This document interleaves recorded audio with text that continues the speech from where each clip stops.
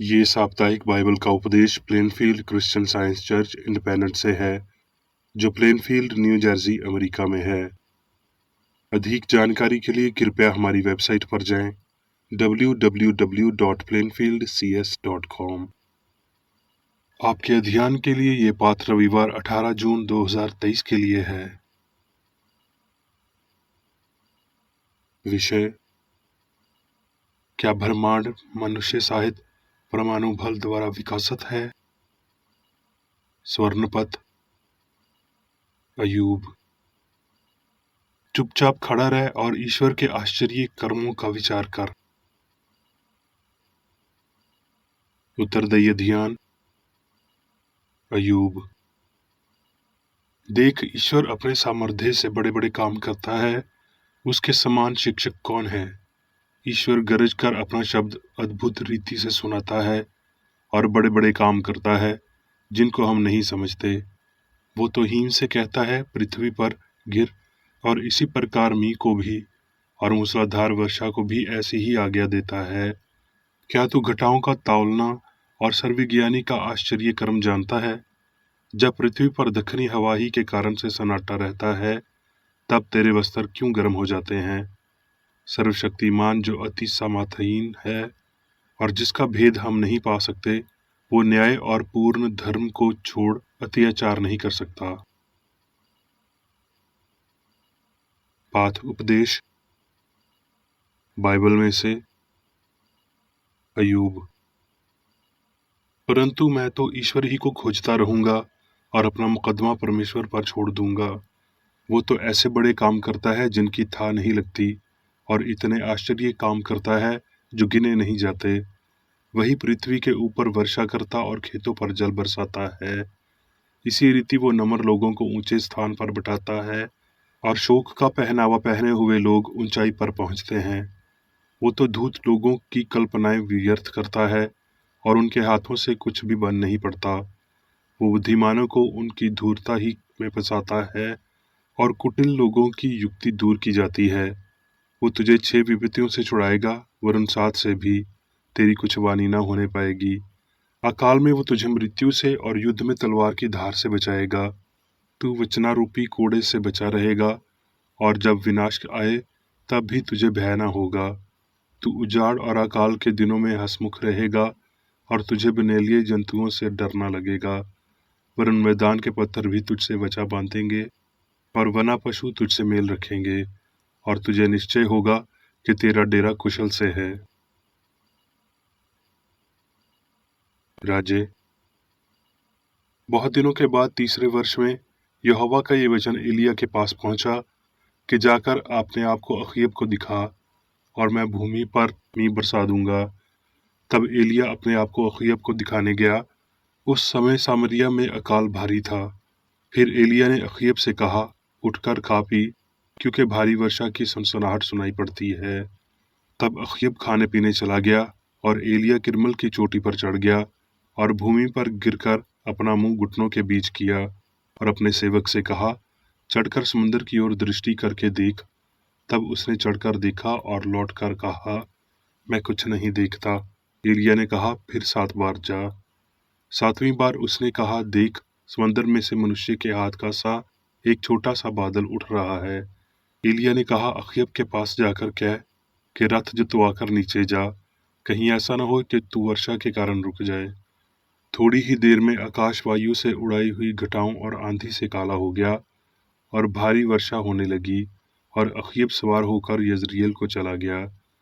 तब यहोवा की शक्ति एलिया पर ऐसी हुई कि वो कमर बांधकर अखीयब के आगे आगे यजरियल तक दौड़ता चला गया।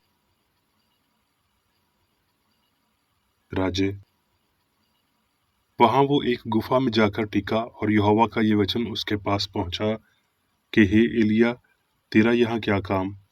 उसने उत्तर दिया, सेनाओं के परमेश्वर यहोवा के निमित्त मुझे बड़ी जलन हुई, क्योंकि इस्राएलियों ने तेरी वचा टाल दी, तेरी विधियों को गिरा दिया और तेरे नबियों को तलवार से घात किया, और मैं ही अकेला रह गया हूँ, और वो मेरे पुरानों की भी खोजी हैं।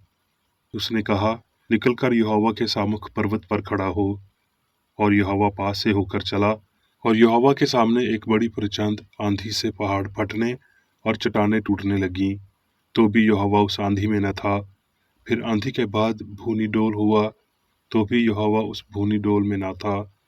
फिर भूनी डोल के बाद आग दिखाई दी, तो भी यहोवा उस आग में न था। फिर आग के बाद एक दबा हुआ धीमा शब्द सुनाई दिया। भजन संहिता। यहोवा का धन्यवाद करो, क्योंकि वो भला है और उसकी करुणा सदा की है। यहोवा के छुड़ाए हुए ऐसा ही कहें, जिन्हें उसने द्रोही के हाथ से दाम देकर छुड़ा लिया है, और उन्हें देश देश से पूर्व पश्चिम उत्तर और दक्षिण से इकट्ठा किया है। वो जंगल में मरुभूमि के मार्ग पर भटकते फिरे और कोई बसा हुआ नगर न पाया। भूख और प्यास के मारे हुए वो विकल हो गए।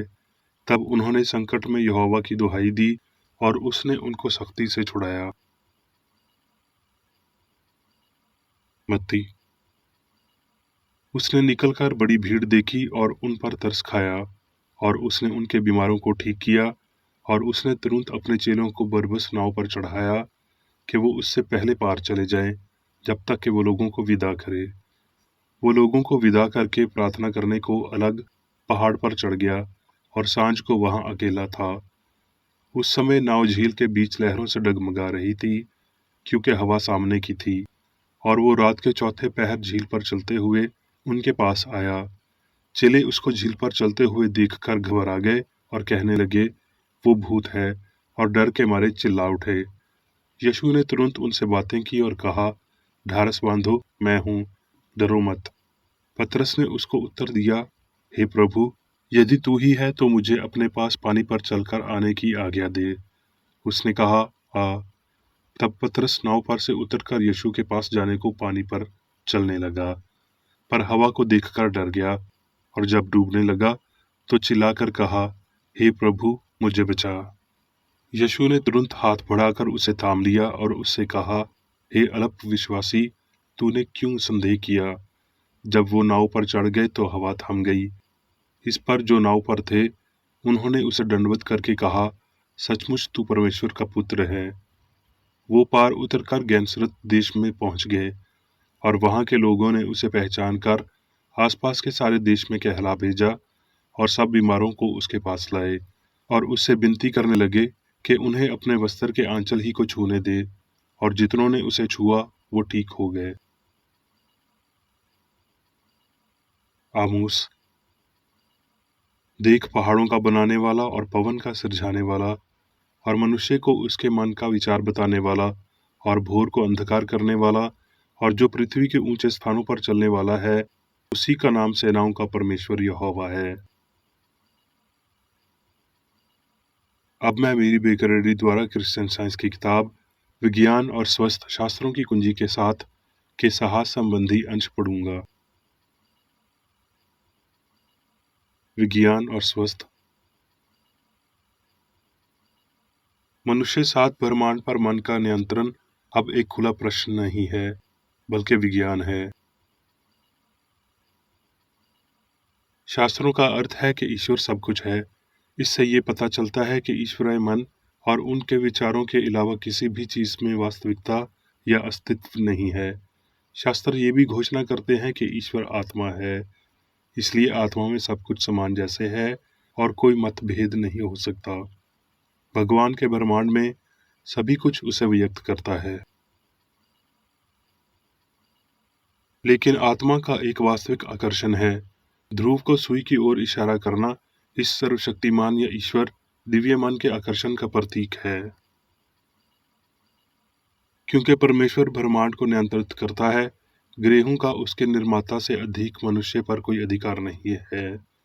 परंतु मनुष्य, जो परमेश्वर की समर्थ को प्रतिबिंब करता है, सारी पृथ्वी और उसकी सीमा पर प्रभुता करता है। जिस अनुपात में मनुष्य को सभी वस्तुएं मनुष्य के रूप में खो देती हैं, उसी अनुपात में मनुष्य उसका स्वामी बन जाता है। वो तत्वों की एक दिव्य भावना में प्रवेश करता है, और यीशु के धर्म शास्त्र को समझने के रूप में बीमारों को ठीक करने, मृतकों को ऊपर उठाने और लहर पर चलने के रूप में प्रदर्शित करता है। इन सभी कर्मों से यीशु का विश्वास इस बात पर है कि ये जीवन का मध्यस्थ या अस्तित्व के किसी भी रूप का निर्माण करता हो सकता है। ये धारणा के जानवर के चरित्र संभाव्यता बल दे सकते हैं, विचार के लिए बहुत ही बेतुका है। आध्यात्मिक महत्व के माध्यम से हमारे भगवान और गुरु ने बीमारों को ठीक किया, मृतकों को उठाया और हवाओं और लहरों को भी उसे मानने की आज्ञा दी। अनुग्रह और सत्य अन्य सभी साधनों और विधियों से अधिक शक्तिशाली हैं। श्रद्धा शक्ति एक भावनिक विश्वास है, एक अंधा ग्राभित बल है, इच्छा की संतान है और ज्ञान की नहीं, नश्वर मन की है ना ही अमर की। ये सर का लंबा मोतियाबिंद भायायार प्रेम तूफान की सांस है, ये बिजली और तूफान है, ये सब स्वार्थी, दुष्ट, बेईमान और अशुद्ध है। नैतिक और आध्यात्मिक आत्मा से संबंधित हो सकते हैं, जो मुट्ठी में हवा रखता है, और ये शिक्षण विज्ञान और सिद्धभाव के साथ उच्च चरण करता है। विज्ञान में आपके पास भगवान के विपरीत कोई शक्ति नहीं हो सकती, और शारीरिक इंद्रियों को अपनी झूठी गवाही नहीं देनी चाहिए। अच्छाई के लिए आपका प्रभाव आपके द्वारा सही पैमाने पर फेंके गए वजन पर निर्भर करता है। आप जो अच्छा करते हैं और अवतार लेते हैं, वो आपको एक शक्ति प्राप्त करने योग्य बनाता है। बुराई शक्ति नहीं है, ये शक्ति का मजाक है, जो अपनी कमजोरी को मिटाता है और कभी ना उठने के लिए गिराता है। तथाकथित गैसों और बल दिव्य मन की आध्यात्मिक शक्तियों के प्रतिरूप हैं, जिनके सामर्थ्य सत्य हैं, जिनका आकर्षण प्रेम है, जिनका आसंजन और समान जैसे जीवन है, होने के तत्वों को नष्ट कर देते हैं।